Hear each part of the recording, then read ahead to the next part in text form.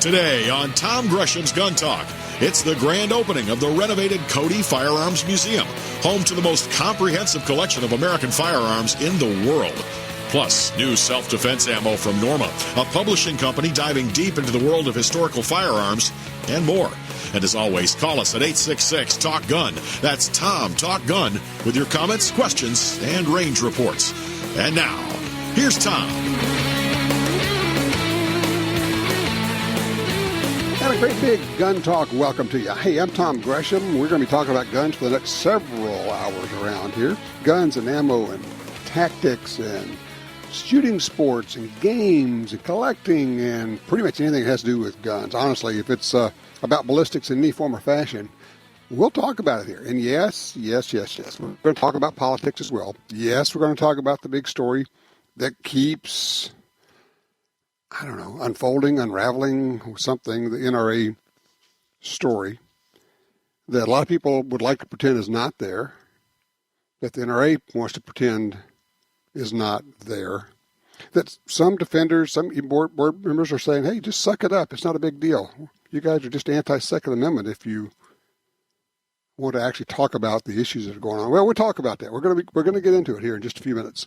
So don't you worry. We are definitely going to get there. Also, we're going to be talking about my favorite, and I'm a museum rat, my favorite museum, the Cody Firearms Museum. Talk about some ammo, some things that are going on. Talk about guns as art, which is a fascinating thing, as well as get a first-hand report from a huge trade show, expedition, whatever you want to call it, about concealed carry. We'll have that in just a minute. We'll take your calls and comments, your range reports, always looking for those. What have you been shooting? And I have an idea I just picked up from somebody, and it was one of those weird ones you go, every once in a while you get so locked in on what you think. This is what you need. This is what your self-defense rig should be. This is what we need. And anything less is less. Except when someone comes out of left field and says, well, what about this? And you go, well, that's just wait a minute. Maybe it's not stupid at all. And I want to share that with you because it was one of those deals where I went,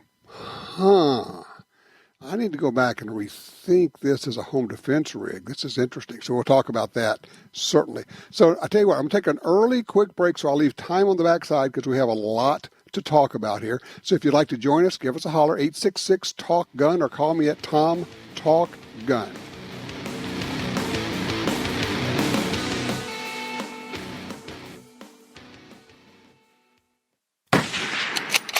Hey, this is Marty Daniel of Daniel Defense. For years, we've been bringing the highest quality ARs to our consumers at a great value. Now we're doing that same thing again with our Delta 5 bolt-action rifle. It combines the accuracy and durability we're known for with the modularity of our AR platform. And it comes with the features the best shooters will want right out of the box. Visit DanielDefense.com to learn more. Isn't it time you got a Daniel? Since 1902, Norma has built a reputation for its dedication to quality, precision, and reliability. Norma now offers a line of personal defense handgun ammunition. The monolithic hollow point 9mm is designed for the ultimate in performance across all sizes and barrel lengths. This bullet delivers unprecedented expansion and quick energy transfer for great stopping power. Norma offers proven ammunition for hunting, competition, self-defense, and more. Find yours at norma-ammunition.com. Perhaps more than any other landscape, wetlands embody the life-giving abundance that nature has to offer. And perhaps more than any other organization, Ducks Unlimited is working to ensure that our continent's wetlands not only survive, but thrive for generations well beyond this one. The time is now to band together. The time is now to rescue our wetlands. It's back. The Smith & Wesson 10mm revolver. Yes, the Model 610 is back in 4 and 6.5-inch barrels. 6-shot moon clips full of powerful 10mm rounds. Plus, you can shoot 40 S&W ammo in it too. Stainless steel, black synthetic finger groove grips, interchangeable front sight with an adjustable rear sight. Take it to 10 with the Model 610 revolver. Visit smith-wesson.com.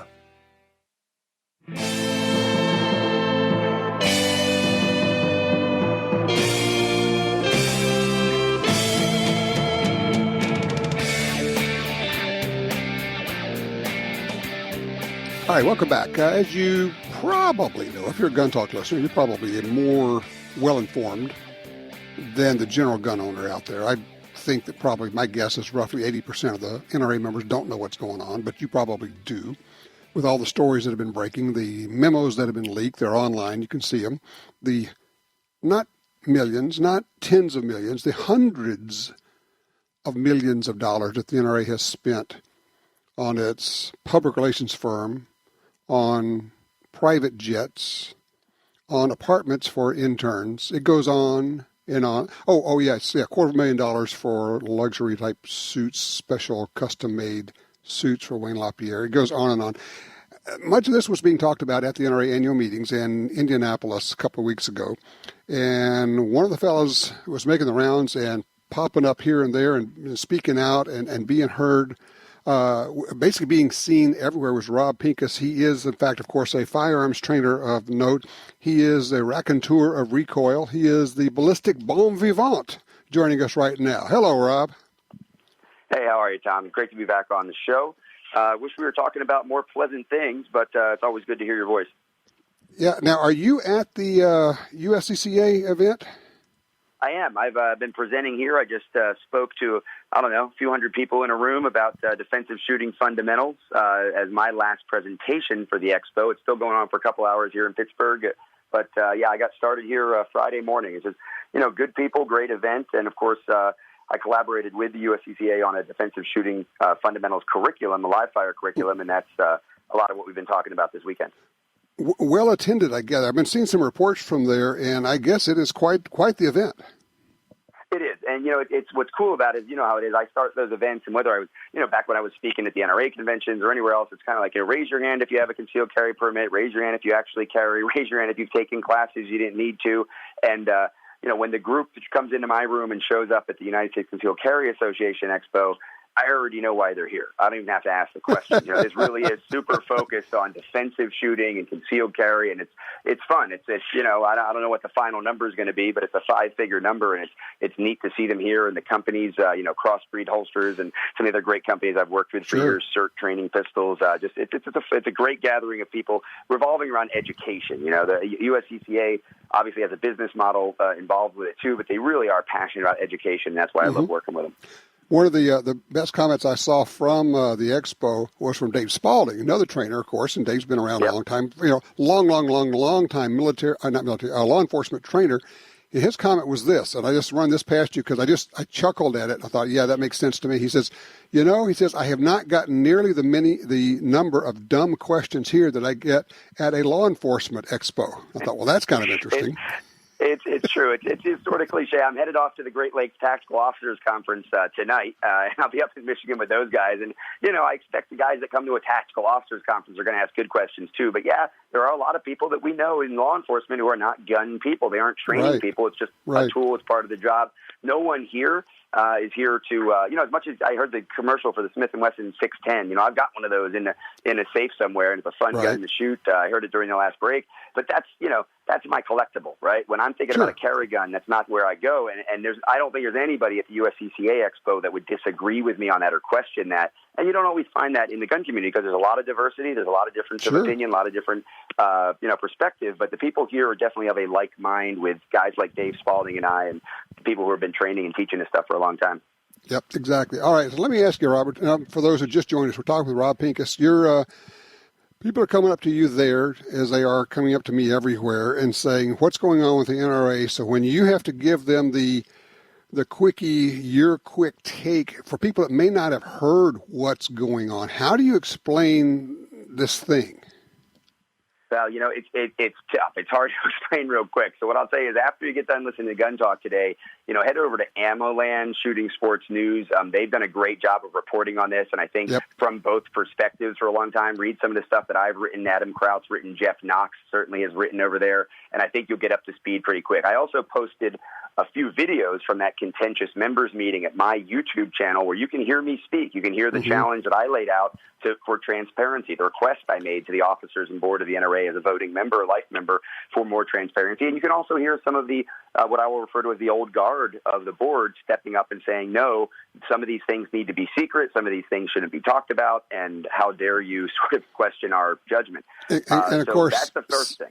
Yes, and since that, a couple of weeks beyond that now, we've had, Alan West, board member, has called for Wayne LaPierre's resignation. Carrie Lightfoot, board member, has written a piece in Ammo Land saying, hey, everybody suck it up and just be quiet. We're going to need to stand behind the NRA because, and then the NRA has taken the position which I knew they were going to take, and they finally have, which is, all right, everybody, if you're speaking ill about the NRA, you are anti-Second Amendment. And you have to suck it up. Right. This was kind of the Empire Strikes Back move that I fully expected from them at this point. One of the things I keep hearing, Rob, and I bounce this off of you, from people who say, we just want transparency. We want to know what's going on. And frankly, we want to know what you, the board members, have been doing in 9 hours of secret meetings. Yeah, it's the good, the bad, and the ugly, and that's what I said. The NRA is involved in a First Amendment lawsuit against the state of New York to maintain the ability to do business as they've been doing business as a New York state corporation, 501c4 or 501c3, doing a division, all those things. There's a lot of detail there, but basically it's a First Amendment issue that they're fighting for. And I stood up at the members' meeting at the mic, and I said, Mr. LaPierre just reminded us how important the First Amendment is. How about we do that here? How about you hear the members' questions, answers the members' questions, and let us know what's going on, even if it's bad. It's like the cover-up is worse than the crime at this point. Yeah, we can handle it. We can handle it. Yeah, the anger, the frustration, the reason people are pulling their memberships and defunding and not supporting Friends of the NRA banquets and all these other things is because they are now realizing, which a lot of us heard the rumors or known the facts for years, that there's some issues that need to be dealt with in the broad daylight. And if it takes the New York State Attorney General's office to bring it up, that's bad. That's worse for us. If it takes New Yorker Magazine or The Trace to reveal these issues, that's even worse for us. Let's just admit that some mistakes were made and move on. And that's really what I tell people, is that these issues aren't new. What is new is the momentum has turned now. I'll be honest with you, Tom, I'm proud to see you as a leader who's obviously very well established, very well respected. You and I both have many friends who have and still do serve on the board, who have worked in Fairfax, who have worked there for a long time. And some of this is hard. This is a family fight, but it's happening in public whether we like it or not. And now I just think we need more of it in public so that we can, especially in front of American gun owners. 100 million American gun owners, only 5 million of them are NRA members. That's a problem in and of itself. You know what really makes it hard is that we're all thinking, but we want to fix this, but we absolutely need the NRA because we've got an election coming up. And frankly, I think they have essentially neutered themselves in this upcoming election, which we cannot afford. And we need a good, strong, effective NRA. And then we look and say, well, wait a minute. You're spending $250,000 on your suits, Mr. LaPierre. That's money that could have gone for lobbying. You're spending millions of dollars on private jets. When you and other staff members are flying to the same meeting on separate private jets at our expense, and $40 million to your PR agency a year. And not to mention the $100,000 a day currently that's being spent on legal fees. Their attorney they're spending these legal fees with, very close to Clinton, very close to Obama. He's a Hillary guy. It's like every time you peel something back, all you end up with is more questions. It really is that, and that's why the call for transparency. And I would just say, and you followed it up very, very well, but we don't need the NRA. Period. We need a healthy and strong NRA, and that's not what we have right now. The NRA has become a punchline or a punching bag for the vast majority of Americans, and quite frankly, in some ways, the current leadership and the strategies and these revelations and these leaks are an embarrassment to the majority of American gun owners. And the idea, as you said, that they're going to turn around and say, well, we were accused of it. We had a former president of the NRA standing on the podium next to those of Josh Prince, Adam Kraut, Frank Tate, those of us who were just asking for these questions to be answered at the member meeting, basically saying, anybody attacking us, they're on the payroll of Bloomberg, and they are the ones that are trying to take your gun rights away. Well, you're not talking about me, sir. You know, like, that's not what I'm doing. So, No. so I don't even have, you know, a $2,500 suit, let alone a $250,000 suit budget that Bloomberg put in my pocket. So what I think is really important here is to understand that the NRA, I'll tell you, you know what, this is a hard truth for a lot of people. It's not just the cronyism and the good old boys and the old guard and Ackerman McQueen and these guys that are benefiting from this pretense that the NRA is all we have, or the NRA is all American gun owners. You know who else benefits from that? Bloomberg, Feinstein, Pelosi. They love the fact that the NRA is the boogeyman. They demonize the NRA, but you know what they do is they demonize all American gun owners in the image of those outside of the gun community who truly do believe. Yeah, and now there are so many good people.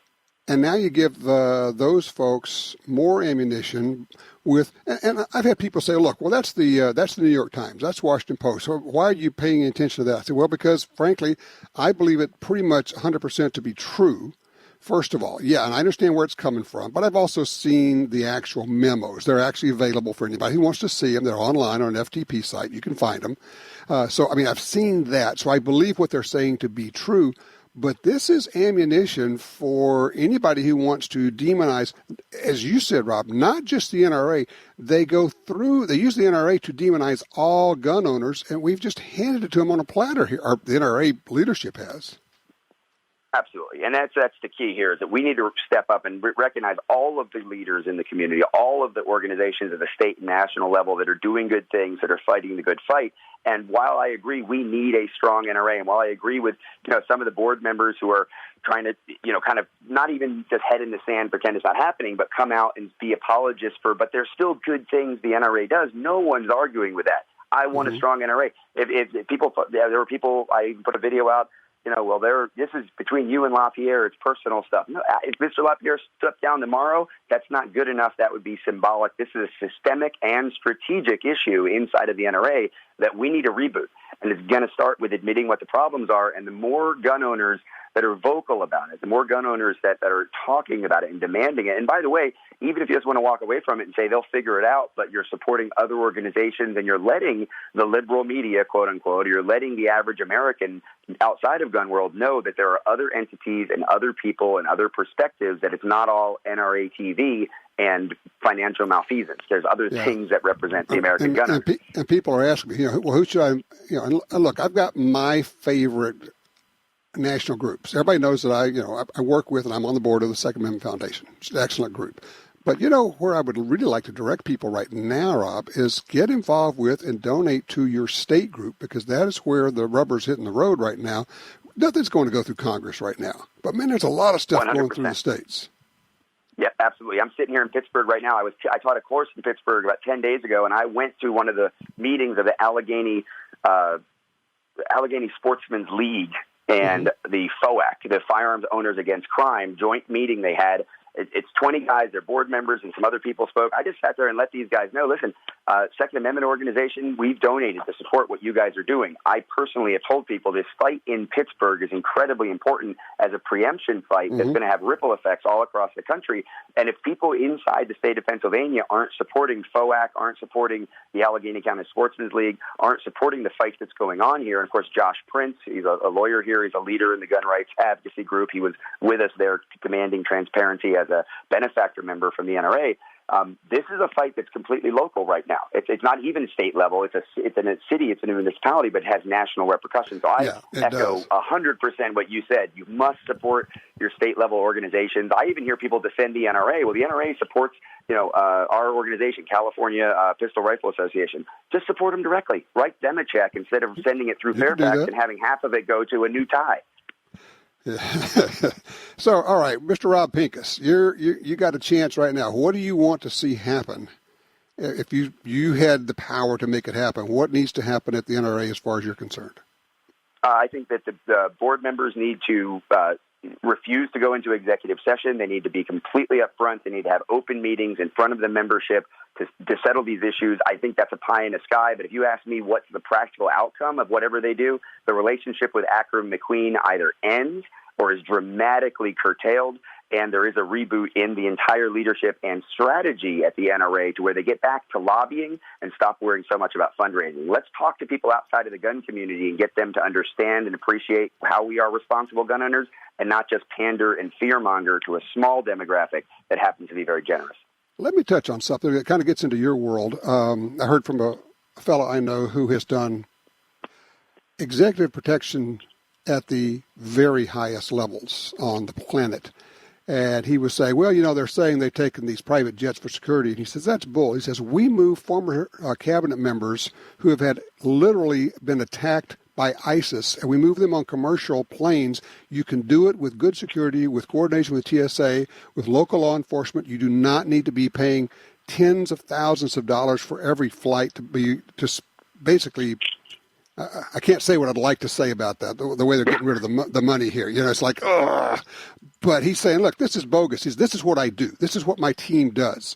And they do not need to be, can't use security as the reason that they're spending hundreds of thousands of dollars, maybe a month, I don't know what it is, on private planes.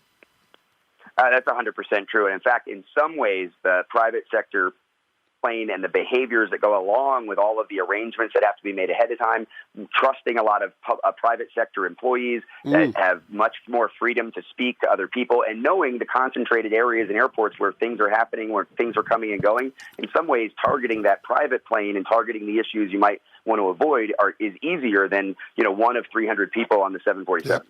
Excellent point. Rob, if they want to keep up with what you're saying about this, what's the best place for them to go?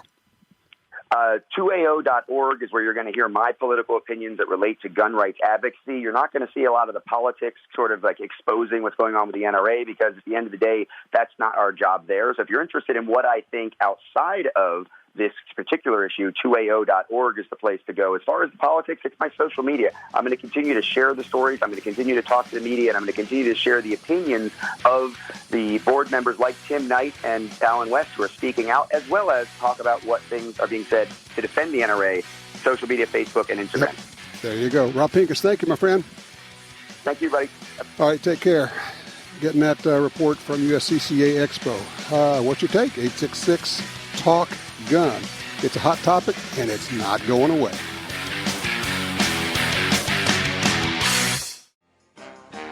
Good morning, Mr. Gresham. Your mission, should you decide to accept it, is to host a radio show that will bring truth and common sense to the discussion of firearms rights in this country. Good luck, Tom, to you and your Tom Gresham's Gun Talk team. Quick follow-up to our previous guest, just for the record, let you know, I have issued an invitation to the NRA directly to Wayne LaPierre and to his assistant to come on Gun Talk Radio, and they said that they will talk about it next week. They'll get back to me, so I'm hopeful that they will come on the show and discuss this with us. We can get some direct information, so just kind of letting you know. All righty. I mentioned opening the show that one of my favorite places, and I am a museum rat. I really like museums. I like to go everywhere. By the way, I just discovered one that surprised the devil out of me. Scottsdale, Arizona, the Musical Instrument Museum. I know it sounds goofy, but it was amazing. So just another great museum to check out. But my favorite museum, and I've talked about this before, is in Cody, Wyoming. Yeah, I know, Cody, Wyoming. It is, of course, the Buffalo Bill Center of the West and the Cody Firearms Museum. Joining me right now to talk about what's been going on there, and there's a lot going on, Ashley Hlebinksy. She is the Cody Firearms Museum Chief Curator. Hello, Ashley. Hi, Tom. How are you?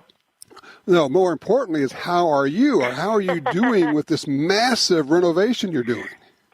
Oh, my goodness. Well, I am sitting at work right now. We are pulling 12, 15-hour days, 7 days a week, trying to get the museum ready to go. We are working on our military history gallery this week. And I have to actually make a comment because you mentioned the Musical Instruments Museum in Phoenix, which is a fantastic museum. The design firm that did that museum is a design firm we're working with on the Cody Firearms Museum. No kidding. I did not know that. Yeah.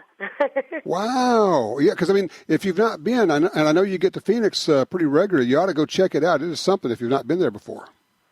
Oh, yeah. I went many, many years ago. when Mark and I first started dating, my husband and I first started dating, and I did not know it was associated with Gallagher and Associates, who's the design firm we're working with, but It was a pretty good endorsement for him. It really is. By the way, I was hanging out with your hubby a week or so ago. We're doing some shooting for guns and gear, so whenever we get together, we have a good time, making noise anyway. Oh, yeah, I wish I could have come, but, renovation. Renovations. That's just, your life has been on hold for months now, maybe more than that, maybe years. Oh, maybe years, yeah. I'm definitely looking forward to seeing it all come together. One thing we're working on right now is, because so many people come to the center specifically to see the Firearms Museum, and we feel that every day we have to turn someone away that didn't see our website or didn't know that we were closed.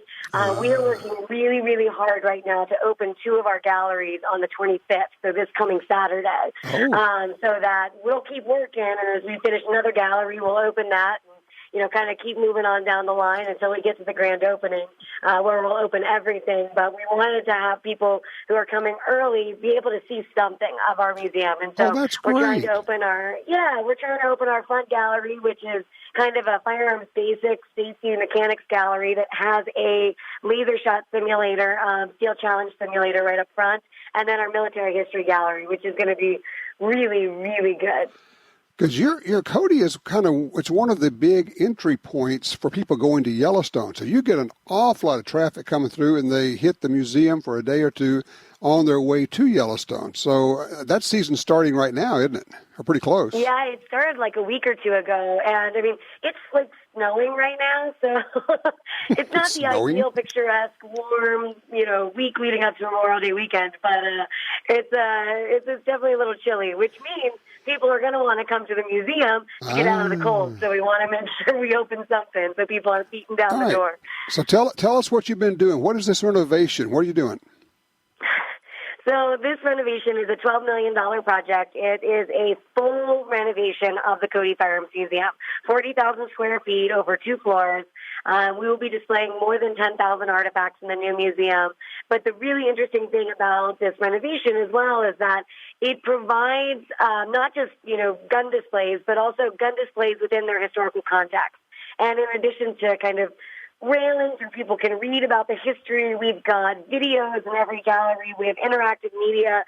For example, in our military history gallery, we have a War Stories interactive where people can read journal entries from soldiers dating back to early conflicts on U.S. soil. You can read from multiple perspectives of those conflicts. And then if you are a veteran or active duty military from a more modern war, you can actually type up your story, and it becomes a part of the exhibit. And people can read that moving forward. And so we've got those in all the galleries. We've got laser shot simulators in all the galleries. And then, of course, if you are an enthusiast that wants to see every version of a specific model, we have a gun library downstairs that is basically visible storage that will showcase over 2,000 guns and more than 10,000 rounds of ammunition. Holy cow. Yeah.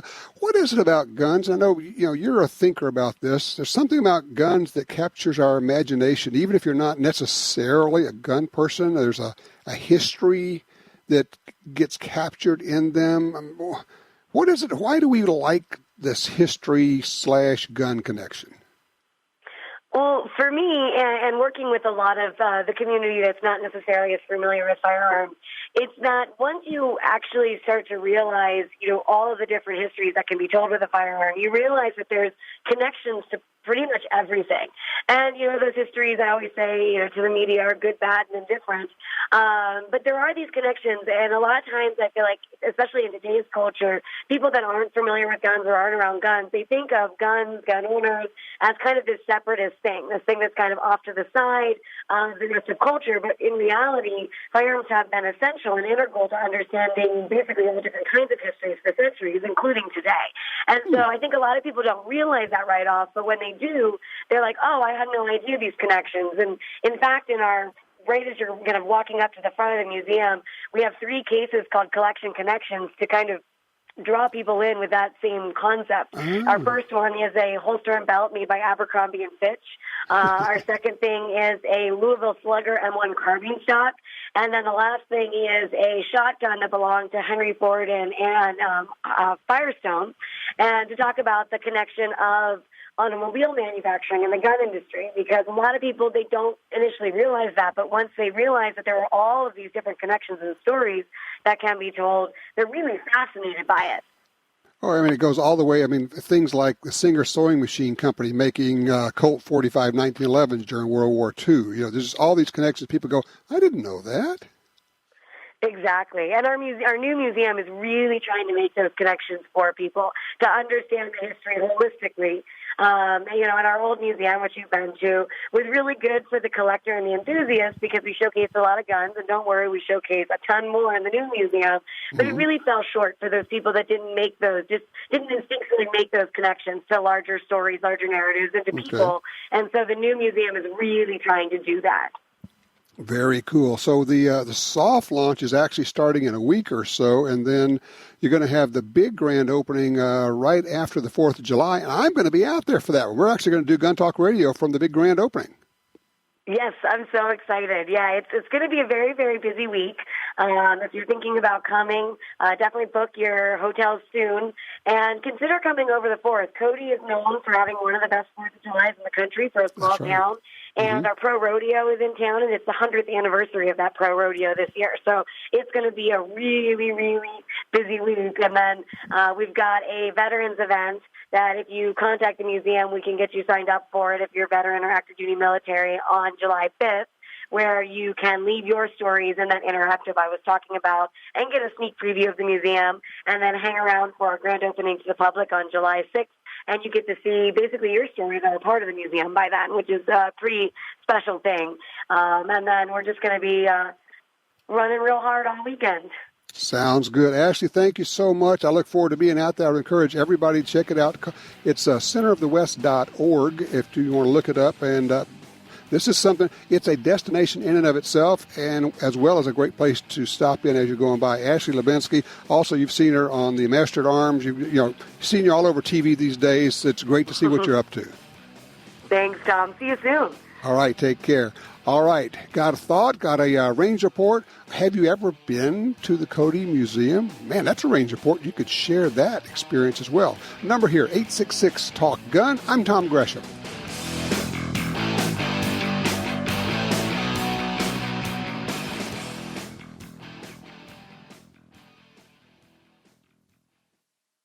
It's America's favorite .22 rifle. No matter how, where, or what you like to shoot, there's a Ruger 1022 for you. From the carbine to the incredible takedown models, the tactical and target versions, all Ruger 1022 models have the legendary action and detachable 10-round rotary magazine. Whether you're hunting squirrels or tin cans, there's a lifetime of fun in every Ruger 1022 rifle. See them all at Ruger.com.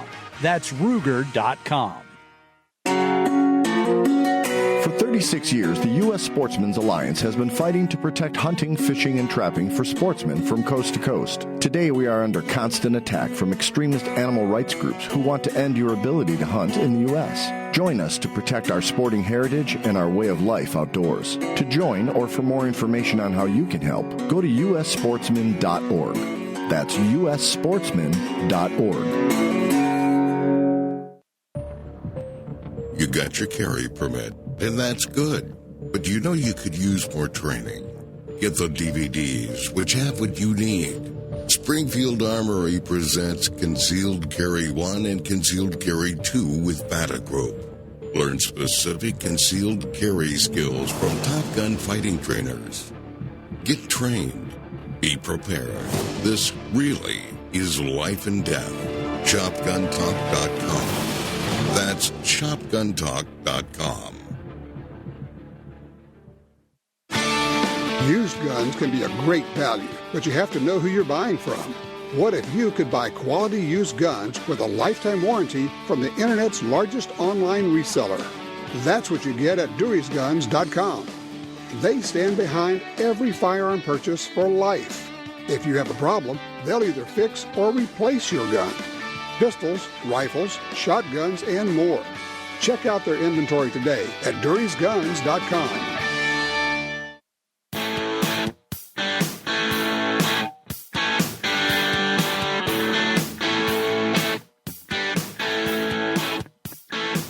Hey, When do you want to spot that burglar? When he's casing your home or after he's already in? Ask John. His Blink camera alerted him of burglars trying to break in while he and his family were home. Or Shannon. Her Blink camera caught a thief stealing packages. Both times, Blink video clips were sent to the police to help convict the crooks.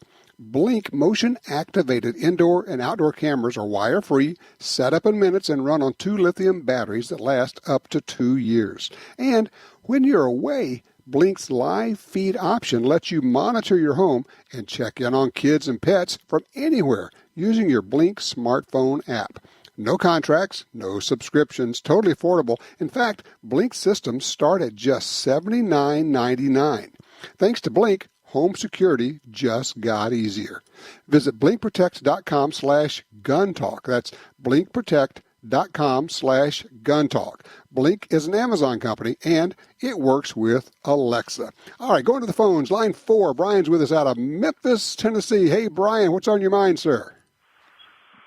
I was wanting to talk about a good tripod for a spotting scope, and I know you're a big camera guy, and I had no idea how much of a difference a really good tripod made in using a using a spotting scope, because I just finished shooting a silhouette match, a little 22, and if you have I have a good spotting scope, but I used to have a cheap tripod, and when you go from 40 to 110 yards, and you move it, and everybody touches it, you move off. Well, that was the old days. Nowadays, I actually spent the money to buy a good one. Now, it's not the best, but it's the best one I've ever bought, and I probably paid, $120 for it, but trust me, it's better than the little stuff you can buy on eBay for $40. It's interesting you say that. People will spend good money on optics. I mean, give me an idea. How much did you spend for your spotting scope? $500. Yeah, okay, $500. And then we'll spend $40 on the thing that basically makes it impossible to use, because the slightest bump gets it off. The head doesn't lock in where it's supposed to. Any kind of wind gets that scope vibrating, and now you can't see your target. And so now we've got $500 worth of shakiness that we can't use because we were cheap. Why is it, Brian, that we always have to keep relearning the same lesson over and over about buying cheap stuff? Well, because we're too stupid, and that's why.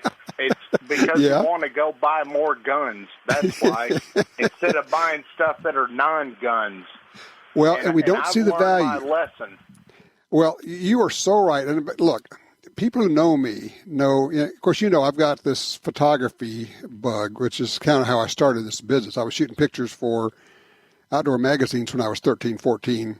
And so I'm a photography junkie. I probably have 8 or 12 tripods. Some of them go as expensive as $2,800. But for $200 ballpark, you can get one that's really good. $40 tripods are not worth having, honestly. Look, Brian, I appreciate it. Thank you, sir, for sharing your experience. I had a great range report. A crummy tripod basically renders your spotting scope useless, because it's all about holding it steady and locking it in where it's supposed to be, and then being able to move it ever so slightly if you need to go to a different target without going eek, eek, eek. It's jammed. It's jerking over the side. You can't get it lined up. When you finally spend some good money and get a good tripod, first of all, it's like a good gun. It lasts forever if it's well made, and then it's a pleasure to use every time you do it. Have you had that experience? Let me know.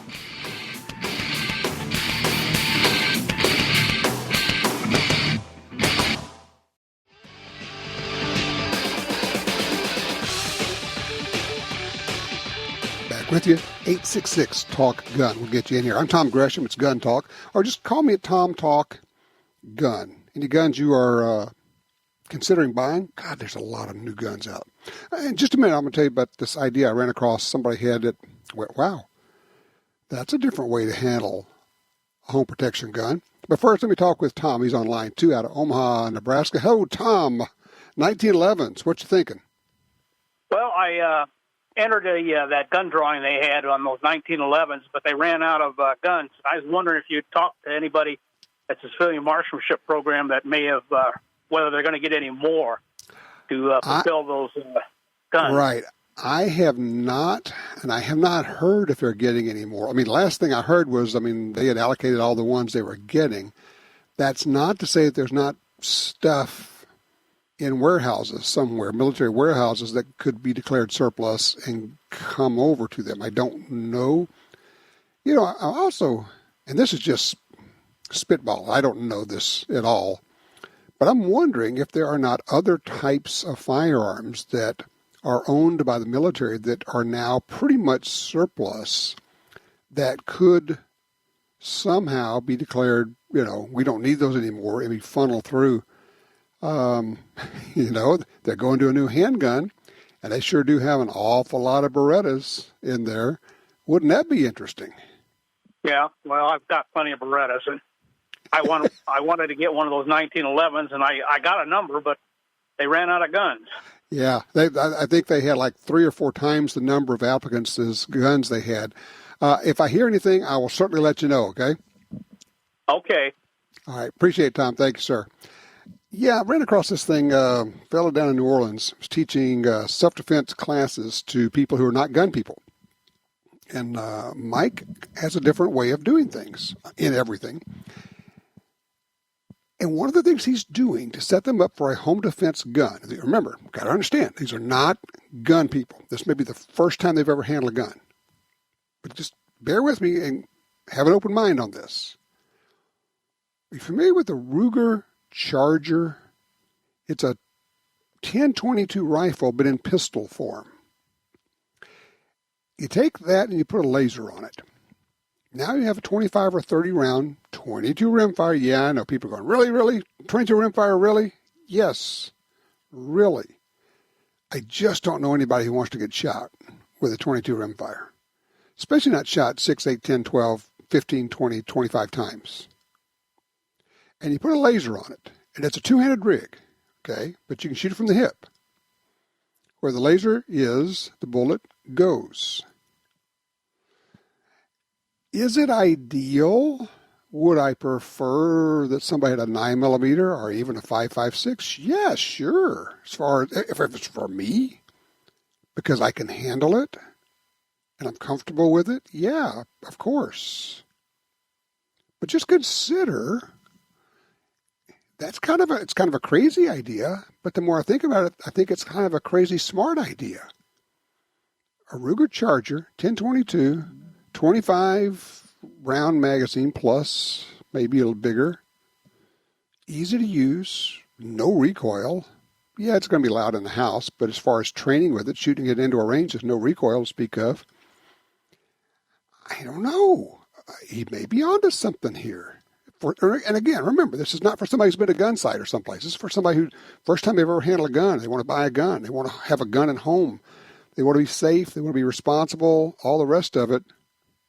Crazy idea? I don't know. I'd love to get your take on it. 866 Talk Gun will certainly get you into it. When we come back, we'll be talking about some new ammo, because there's always new ammo, and God, it just gets better and better all the time. We'll also be talking about guns as art and some stories. We've got a former Supreme Court justice who says the Heller decision was the worst thing they've ever done, and we need to repeal the Second Amendment. Yes, I can believe it. We'll be back in just a sec.